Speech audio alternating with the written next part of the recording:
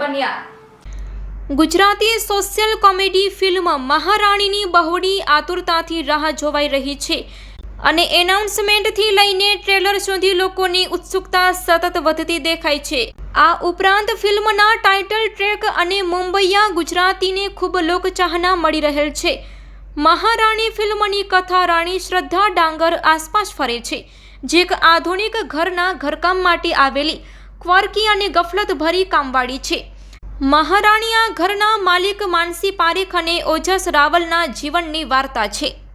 રાણીનો ગેરવર્તુક સ્વભાવ અને અણઘટ આચરણ ઘરભરમાં ક્યારેક હાસ્યનો વિષય બને છે તો ક્યારેક પરેશાનીનું કારણ। રોજબરોજના કામકાજ દરમિયાન તે જે ઘોર ગોટાળો ઊભો કરે છે અને પછી તેના માટે અવનવા બહાના કાઢે છે તે દર્શકોને હસવા મજબૂર કરે છે। કહાની વધુ રસપ્રદ ત્યારે બને છે જ્યારે એક દિવસ માનસી પારેખનું પાત્ર રાણીની આ લાપરવાહી અને કંટાળાજનક વર્તનથી કંટાળી જાય છે અને તેને નોકરીમાંથી કાઢી મૂકવાનો નિર્ણય લે છે। ત્યાર પછી એક નવી કામવાળી શોધવાનો સંઘર્ષ શરૂ થાય છે, જેનાથી હાસ્ય ડ્રામા અને થ્રિલ ભરેલી એક મનોરંજન કહાની આગળ વધે છે।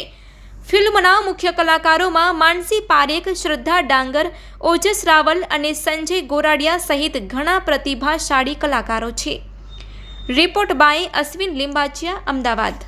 પારેખ અને અમારી ફિલ્મ મહારાણી આવી રહી છે 1 ઓગસ્ટે। બહુ જ ફની, એકદમ જ એન્ટરટેનિંગ ફેમિલી એન્ટરટેનર ફિલ્મ છે ગુજરાતીમાં, જેમાં મારી સાથે કલાકારો છે શ્રદ્ધા ડાંગર, ઓજસ રાવલ, સંજય ગોરાડિયા, દિલીપ રાવળ, ઘણા બધા ગુજરાતી થિયેટર અને ગુજરાતી ફિલ્મ ઇન્ડસ્ટ્રીના એક્ટર્સ છે આ ફિલ્મમાં।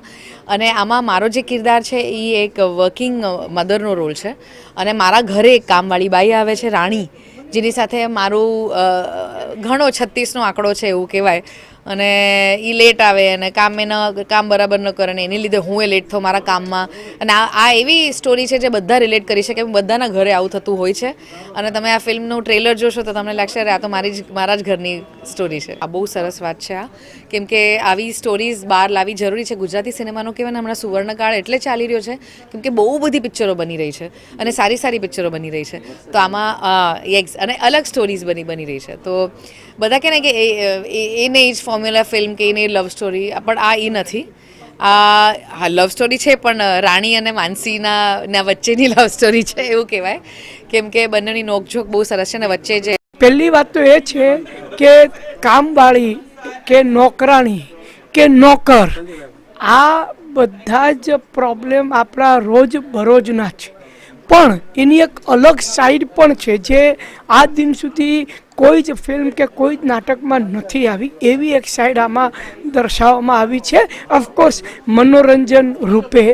અને એ તમને ખૂબ જ જોવાની મજા આવશે, કારણ કે ખૂબ કોમેડી છે, સિચ્યુએશનલ કોમેડી છે, ડાયલોગ કોમેડી છે અને એમાં જે કોન્ફ્લિક્ટ જે છે અને છેલ્લે ફિલ્મ તમને રડાવશે પણ ખરા। અમે મેસેજ નથી આપતા, અમે ખાલી મનોરંજન આપીએ છીએ। મેસેજ શોધી લેવાનું કામ પ્રેક્ષકોનું છે અને પ્રેક્ષકો ખૂબ જ સુજ્ઞ છે, આપણે ત્યાં સુજ્ઞ પ્રેક્ષકો છે કે જેઓ એમાંથી સંદેશો પોતાની રીતે મેળવી લેશે। અમારું કામ મનોરંજન આપવાનું છે, જે અમે આપ્યું છે। હા, અલગ અલગ લેવલ પર સંઘર્ષ ચાલી રહ્યા છે। મહારાણી એટલે કે માનસી પારેખ અને શ્રદ્ધા ડાંગર વચ્ચે સંઘર્ષ ચાલે છે। માનસી પારેખ અને એના હસબન્ડ વચ્ચે એક સંઘર્ષ ચાલે છે।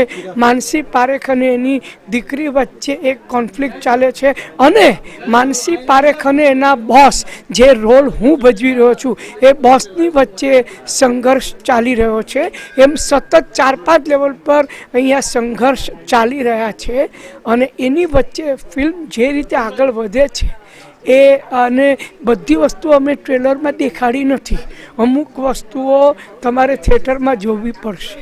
મારી ફિલ્મ જે મહારાણી આવી રહી છે 1 ઓગસ્ટે, તો એ ફિલ્મમાં મારા કેરેક્ટરનું નામ છે રાની અને એની જે માલકીન છે માનસી, એ બંને વચ્ચેનો જે બોન્ડ છે, જે રિલેશન છે, કે રોજે નાની નાની વાતમાં કંઈક નોકઝોક થતી હોય, જે આપણા બધાના ઘરમાં થાય છે. મોડા આવે ઘરમાં કામ કરવાવાળા બેન તો આપણે બધાની લાઈફ આખી અટકી જતી હોય. તમે રોજ ગુસ્સે થતા હોય કે અરે તું કેમ મોડી આવી, મારે છોકરીને સ્કૂલે મોકલવાની હતી, મારે જોબ પર જવાનું હતું. તો આ જે આખો કેઓસ થાય છે ને ઘરમાં, અને બધા જ ઘરના સદસ્યો લાઈક હસબન્ડ હોય, દાદા દાદી હોય કે નાના છોકરા હોય, બધા જ હેરાન થાય છે એમાં. અને બધાનું એક આમ કોમેડી સિચ્યુએશન ક્રિએટ કરવામાં આવી છે, અને તમને બધાને એવું થાય કે આપણા ઘરમાં તો આ રોજે થાય છે.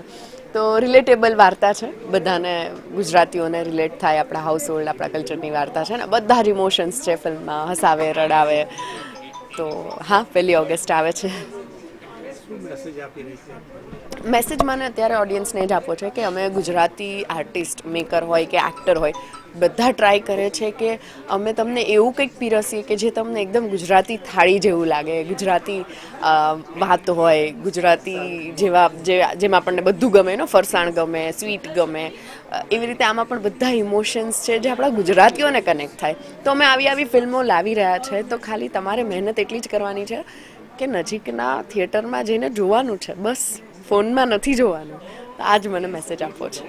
અને એવી એક વાત છે જે આપણે દરરોજ ફોલો કરતા હોઈએ છીએ, દરરોજ ફેસ કરતા હોઈએ છીએ, પણ આપણે કોઈ દિવસ એના વિશે વિચાર્યું નથી હોતું. So I wanted to tell you guys that do not take your house help for granted. તો બસ મનોરંજન જોડે, એક સ્માઇલ જોડે તમને કંઈક એક થોટ લેતા જશે આ પિક્ચર. આ પિક્ચર રિલીઝ થાય છે 1 ઓગસ્ટે all over Mumbai, all over Gujarat અને અલગ અલગ બીજા ગુજરાતી પોકેટ્સ ઓફ ઇન્ડિયા અને અબ્રોડ. મેં મુંબઈ બેકડ્રોપ એટલે લીધું કારણ કે મુંબઈની પેસ છે ને એ ખૂબ જ ફાસ્ટ છે, અને ત્યાં એક દિવસ તમારા હાઉસ હેલ્પ ન આવે તો બહુ ઉથલપુથલ થઈ જાય. હવે આ વસ્તુ બધે જ થવા લાગી છે, પણ ગુજરાતી પિક્ચરોમાં છે ને દરેક વાર આપણે ફક્ત ગુજરાતના શહેરો જોયા છે કે ગામો જોયા છે. મુંબઈ કેમ નહીં, મુંબઈમાં કેટલા બધા ગુજરાતીઓ છે, અને ઇનફેક્ટ મુંબઈના ગુજરાતીઓ ગુજરાતી પિક્ચર ઇક્વલી જોઈએ છે, વધારે નહીં. તો આઈ થોટ, અને મી બિલોંગિંગ ટુ મુંબઈ, મારે એક રિલેટેબલ વાર્તા કેવી હતી એટલે બેકડ્રોપ મુંબઈ.